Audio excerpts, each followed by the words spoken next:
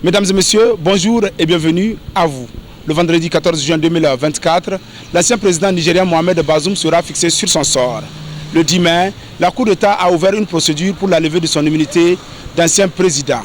Les militaires au pouvoir comptent le poursuivre pour des faits de haute trahison, d'apologie et financement au terrorisme.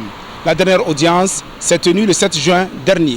Les débats étaient très animés vendredi dernier entre les avocats de Mohamed Bazoum et le procureur dans l'audience relative à la levée de son immunité d'ancien président. Après quelques heures de débat, les conseils de Bazoum se sont retirés de la salle dénonçant une parodie de justice. La défense du président Bazoum a conclu qu'il n'y a pas de justice dans ce pays ou que si elle existe, c'est une justice distributive, c'est une justice à double vitesse.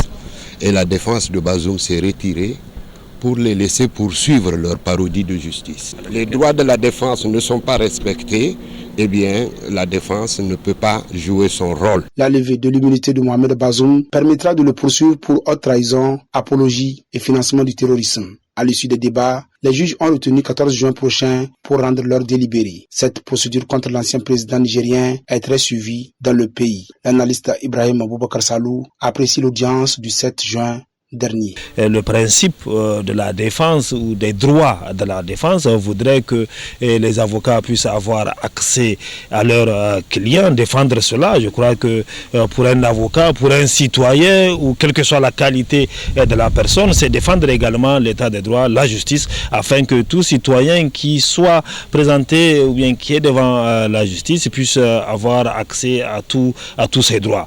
Mais si on revient sur l'attitude des avocats en tant que tel, qui est le fond de la question que vous avez posée, il est de leur liberté de rester défendre leurs clients ou de quitter. Je ne pense pas si la politique de la chaise vide a une fois donné un résultat réellement positif dans quelques dossiers que ce soit. Cette procédure est également très suivie par la société civile qui veut voir clair dans les accusations contre l'ancien président Mohamed Bazoum. Abdoul Koko, acteur de la société civile, était présent à l'audience devant la Cour d'État vendredi dernier. Vraiment, ce qui a été dit dans cette salle, ce que nous avons entendu, en tout cas, est tellement grave, portant atteinte à la sécurité de l'État.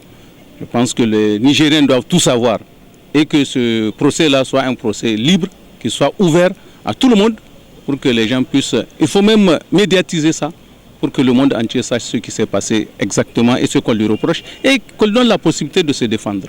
Le 14 juin, si la justice ordonne la levée de l'immunitaire d'ancien président de Mohamed Bazoum, il sera confronté à un procès pour haute trahison, apologie et financement du terrorisme. Le pouvoir du général Abdourahmane Tchani l'accuse d'avoir eu des échanges à l'intérieur comme à l'extérieur dans le but de déstabiliser le Niger. Renversé par un coup d'État, en juillet 2023, après un peu plus de 2 ans au pouvoir, Mohamed Bazoum et sa femme sont détenus à la résidence présidentielle à Niamey. C'était Yasser Ulrich à Niamey pour Nouvelle Aube.